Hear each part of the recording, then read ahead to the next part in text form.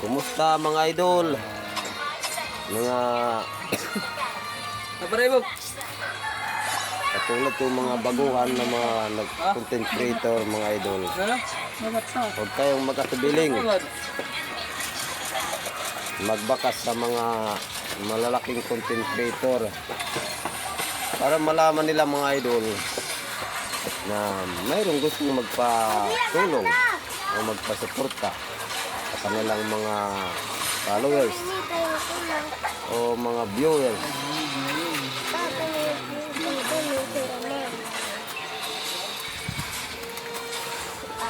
Kaya mga idol, naglalanga ako. Bakas lang tayo mga idol, bakas lang bakas. Kasi kahit maliliit pa tayo ng mga content creator, dahan-dahan tayo anak, dahil kursin doon kukuha ang mga malalaki na content creator sa mga maliliit pa na mga content creator. Content creator, mga mababa pa. Ito na inaanak ko. Ito na inaanak ko. Ayan na.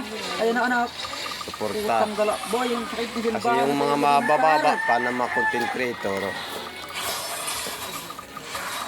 tayo ang nagpapalaki, ang nagpapataas ng kanilang mga reactive o viewer. Kaya mga idol, kung mapapansin nila, mas importante tayo matulungan nila. Pero hindi tayo napapansin dahil isang oras hanggang sa isang araw, maraming bakas ang dumadating sa kanila. Kaya hindi na tayo napapansin. Ganon yun mga idol. Kaya hindi tayo napapansin sa mga malalaking content creator.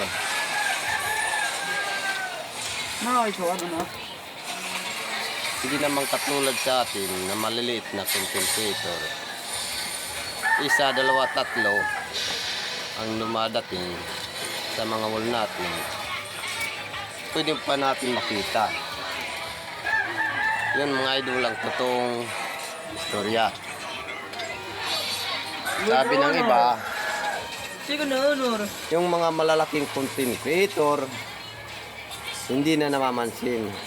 Natural mga idol, hindi na sila nakakapansin dahil marami ang umaabot sa kanila na mga bakas.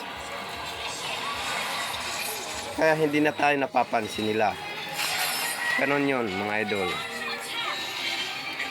Hindi naman pwede na ang isang oras meron dumating na mga bakas, mga 1,000. Hindi na tayo nila makikita. Matatagalan masyado maghanap. Kaya magbalik. Kaya mga idol, ganito talaga ang content creator. Dapat marunong tayo magpakumbaba kahit dati tayong mababa. Pag tumas naman tayo, pag